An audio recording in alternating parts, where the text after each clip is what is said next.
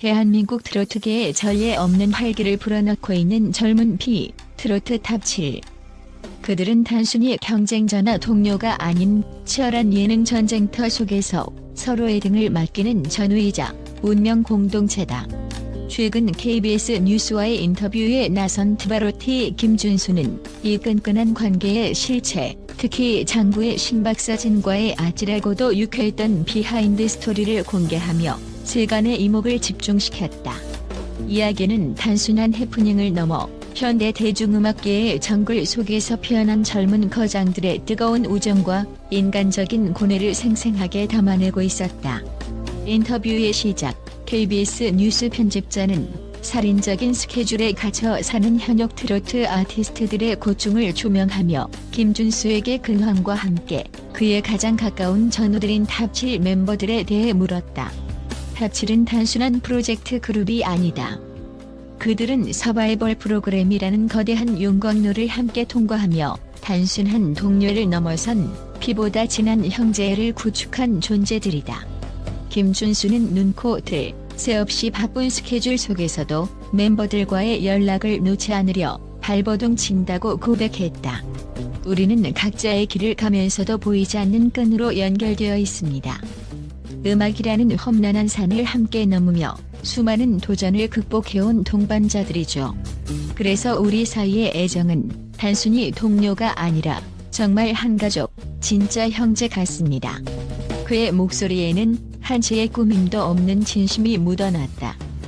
그리고 그 진심이 가장 극적으로 드러난 사건이 바로 박사진과의 이야기였다.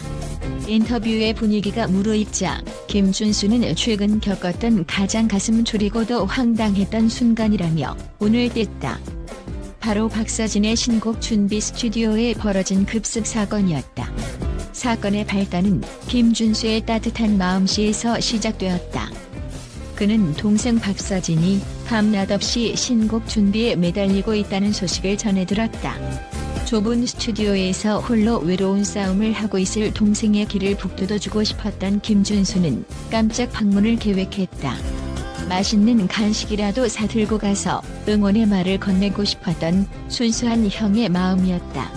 서진이가 엄청난 노력을 쏟아붓고 있다는 걸 알아서요.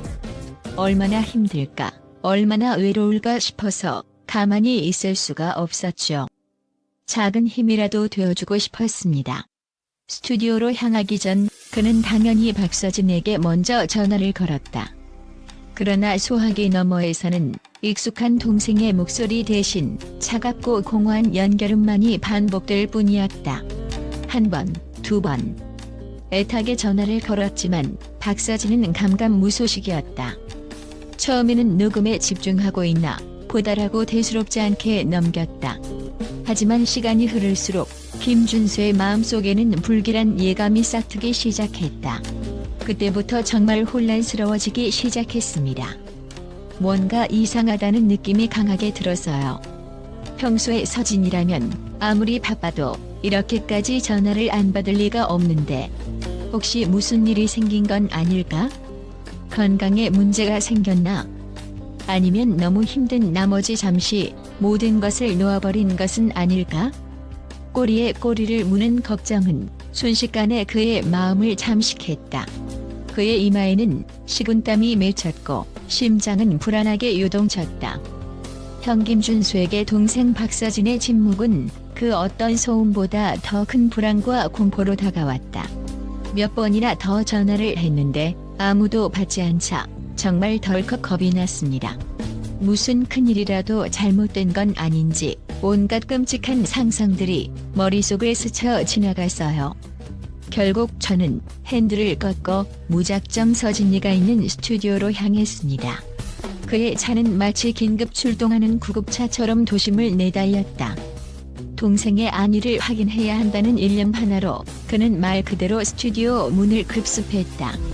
굳게 닫힌 문을 열고 들어선 순간 그의 눈에 들어온 것은 상상과는 전혀 다른 평온한 풍경이었다. 박서진은 헤드셋을 낀 채 음악 작업에 열중하고 있었다. 너무나도 태평한 그의 모습에 김준수는 안도감과 동시에 허탈감, 그리고 알 수 없는 서운함이 밀려왔다. 걱정으로 새하얗게 질렸던 김준수는 성큼성큼 박서진에게 다가가 다소 격앙된 목소리로 물었다. 서진아, 형 전화 왜 안 받았어? 무슨 일 있는 줄 알고 얼마나 걱정했는지 알아? 그제야 김준수를 발견한 박서진은 해맑게 웃으며 헤드셋을 벗었다. 그리고 이어진 그의 대답은 그야말로 충격 그 자체였다. 김준수는 자신의 귀를 의심해야만 했다. 형이었어요? 낯선 번호로 전화가 오길래. 요즘 하도 이상한 전화가 많이 와서 그냥 안 받고 바로 삭제해버렸어요. 순간 스튜디오의 공기는 얼어붙었다. 낯선 번호? 삭제? 김준수는 눈을 동그랗게 뜨고 박서진을 바라보았다. 자신의 번호가 동생의 휴대폰에 낯선 번호로 찍혔다는 사실, 그리고 그 번호가 한 채의 망설임도 없이 삭제되었다는 사실은 그 어떤 질책보다 더 큰 충격으로 다가왔다. 흥미로운 사실은 박서진은 지난 3년간 단 한 번도 전화번호를 바꾼 적이 없었다는 점이다. 이는 김준수가 어떤 이유에서인지 박서진의 휴대폰에 저장되지 않은 번호로 전화를 걸었을 가능성을 시사했다. 설명을 듣고 난 김준수는 처음에는 어이가 없어서 말을 잃었다. 자신을 그토록 애태우고 온갖 끔찍한 상상에 시달리게 만든 원인이 고작 스팸 전화 오인 때문이라니. 화를 내야 할지 웃어야 할지 모를 아이러니한 상황에 그는 그만 참았던 웃음을 터뜨리고 말았다.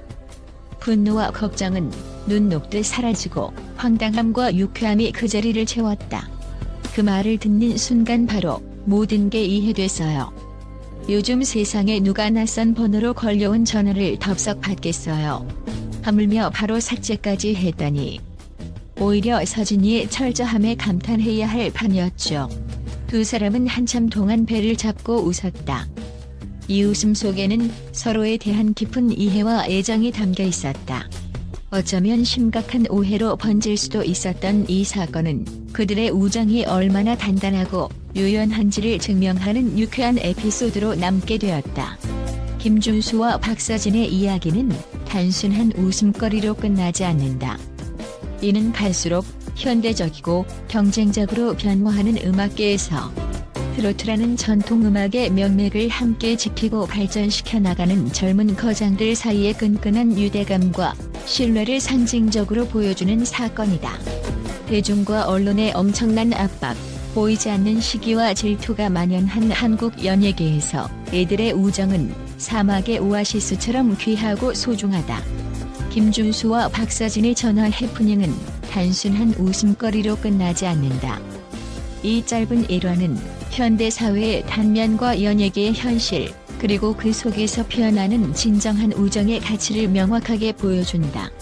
모르는 번호를 경계하고 차단하는 것은 어쩌면 당연한 시대가 되었다. 불신과 경계가 만연한 세상 속에서 우리는 서로에게 얼마나 쉽게 스팸 같은 존재가 될 수 있는가. 하지만 김준수와 박서진은 그 모든 오해와 아이러니를 웃음으로 뛰어넘었다. 서로를 향한 근본적인 신뢰와 애정이 있었기에 가능한 일이었다. 수많은 카메라와 대중의 시선, 치열한 순위 경쟁이라는 엄청난 압박 속에서 활동하는 젊은 트로트 아티스트들. 그들에게 동료는 단순한 경쟁자가 아니라 같은 길을 걷는 유일한 이해자이자 동반자이다. 김준수가 보여준 걱정과 발빠른 행동, 그리고 박서진의 순수한 반응과 그 모든 것을 웃어넘기는 김준수의 대인배적인 모습은 그들의 우정이 얼마나 단단하고 건강한지를 증명하는 완벽한 사례다. 이번 인터뷰를 통해 대중은 김준수라는 아티스트의 새로운 면모를 발견했다. 그는 무대 위에서 폭발적인 에너지를 뿜어내는 카리스마 넘치는 가수일 뿐만 아니라 동료의 성공을 진심으로 응원하고 그들의 작은 신음에도 귀 기울이며 한달음에 달려갈 준비가 되어 있는 의리 있는 친구였다. 치열하다 못해 살벌하기까지 한 엔터테인먼트 산업에서 무슨 일이라도 생긴 줄 알고 달려왔다는 그의 진심 어린 걱정과 행동은 그 어떤 화려한 미사여구보다 더 큰 울림과 감동을 선사한다. 김준수의 스튜디오 급습은 결국 해프닝으로 끝났지만 이는 팬들의 가슴에 따뜻하고 밝은 점 하나를 남겼다. 그들의 우정이 계속되는 한 대한민국 트로트의 미래는 밝을 수밖에 없다는 신뢰와 함께 말이다.